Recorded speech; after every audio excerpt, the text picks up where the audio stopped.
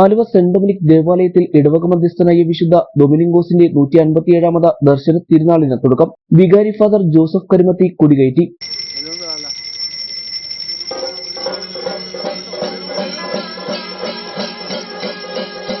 എറണാകുളം അങ്കമാലി അതിരൂപതയിലെ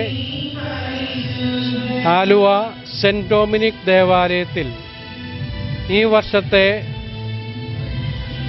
157ാമത് ദർശന തിരുനാൾ മെയ് 8 മുതൽ 11 വരെ തീയതികളിൽ സാഘോഷം കൊണ്ടാടുകയാണ്.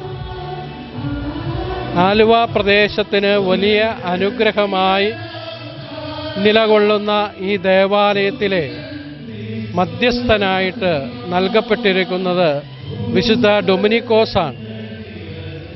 ഈ പ്രദേശത്തുള്ള ആളുകൾ ജാതി മതഭേദമന്യേ എല്ലാവരും ഈ വിശുദ്ധൻ്റെ മാധ്യസ്ഥം യാചിച്ച് പ്രാർത്ഥിച്ചു വരുന്നു. ധാരാളം അനുഗ്രഹങ്ങൾ അവർക്ക് ലഭിക്കുകയും ചെയ്യുന്നു എന്നുള്ളതാണ്. ഈ തിരുനാൾ നടത്തുന്നത് ഇടവകയിൽ പ്രവർത്തിക്കുന്ന 360-ൽ പരം വരുന്ന ദർശന സമൂഹ അംഗങ്ങളാണ്. വർണ്ണശബളമായ അവരുടെ ഔദ്യോഗിക വേഷവിധാനത്തിലൂടെയും ഇവർ പ്രദക്ഷിണത്തിന് മോടി നൽകുന്നു. അതോടൊപ്പം തന്നെ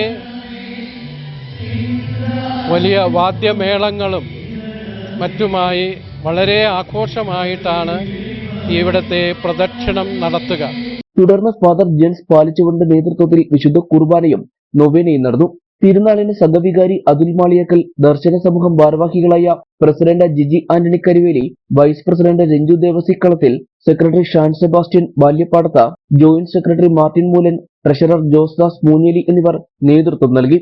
തിരുനാൾ മെയ് 12-ന് സമാപിക്കും.